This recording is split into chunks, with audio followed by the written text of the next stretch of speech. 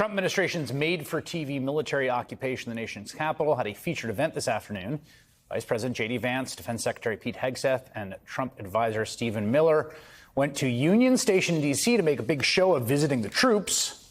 Lots of regular American citizens living in our free country were there, too, and so there was some heckling.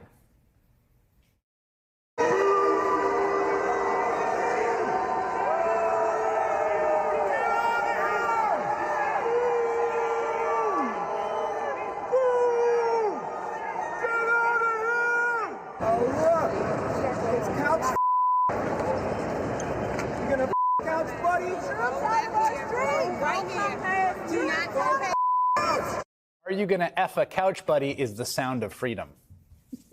We have much more coming up on what is happening there in D.C., but for J.D. Vance, this wasn't just another bad day at work. The guy just got back from a vacation with his family in England. And we all know how tough it is to come back to work after vacation. I myself was just away with my family for the past 2 weeks, something I'm very lucky and grateful to have done. It's a privilege that I get to have vacation like that because Americans don't get enough vacation. I mean, very few Americans would say we get too much time off, except, of course, Donald Trump, who complained back on Juneteenth the U.S. has too many non-working holidays, adding the workers don't want it either. He posted that just before flying to his New Jersey golf resort for 3 days. But I saw this stat from Zatio when I was on my own vacation. I just couldn't believe it. J.D. Vance has been vice president for 7 months now. And in those 7 months, he's gone on 8 vacations. 8! His first one was 5 days after starting the job. Do you remember that? It was the Vance family ski vacation to the Sugar Bush Resort in Vermont, 5 days into the job. His motorcade was met with protesters. Many carried signs with local-themed insults like Vance skis and jeans. Some protesters even found him out on the slopes. JD, how does it feel being Putin's puppet?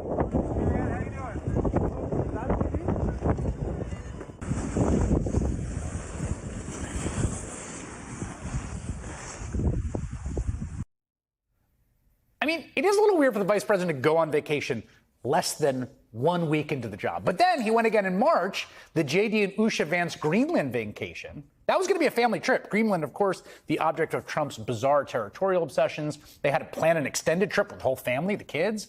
They ended up staying for just 3 hours at a U.S. Space Force base to avoid protests by Greenlanders. Hey guys, how we doing? Please, at ease. At ease. Good Lord, sit down and eat. Sit down and eat. Don't let the vice president stop you guys from getting your chow here. How we doing? It's cold as here. Nobody told me. Up next was the fabulous Vance family Italian vacation 1 month later in April. Now, for that, they shut down the Colosseum to thousands of ticketed visitors so Vance's family could have a private tour. Nice perk. Imagine saving for years for a trip to see the Colosseum and you can't because the vice president shut it down. He didn't even show for that tour, by the way, reportedly to avoid the, yes, you guessed it, numerous protesters. That's the same trip where Vance got a personal audience with Pope Francis, and the Pope died the following day. Now, also in April, Vance and his family had an India vacation. They got a private tour of the Taj Mahal, which was closed to all other visitors, along with schools in the area, so the Vances didn't have to share the view. Later, an awesome Vance family Disneyland vacation, where we saw the vice president running after his kids. We've, of course, all been there. Very relatable. There weren't a lot of spectators because, you guessed it, the vice president's family got the run of several park areas that were closed to regular patrons, causing jam-ups and long lines for others who were on their costly summer vacations. So we had the island to ourselves, which was very cool. I'd never been to Disneyland. They were shutting down the Disney awesome. World one. Yeah, that's sorry to all the people who are Disneyland for the longer lines, but we had a very good time. As long as you had a good time. Then last month, again, he's only been doing the job for 7 months. Last month, Vance and the family had a little Nantucket vacation, a fundraiser, some rest and relaxation, which was tough for them to find because they were surrounded by protesters yet again. Lots of protesters with lots of creative signs, like that one. And then just 2 weeks ago, Vance and his family headed to Ohio for a J.D. Vance birthday vacation. I had a really good day. We woke up, we took the kids canoeing down the Little Miami River in southwestern Ohio, and then I played golf, and then I had a really delicious meal and ice cream for dessert. That's my perfect day. Part of why that river trip was so perfect was because the Army Corps of Engineers raised the level of the entire river for Vance's trip just to create, quote, ideal kayaking conditions for the vice president.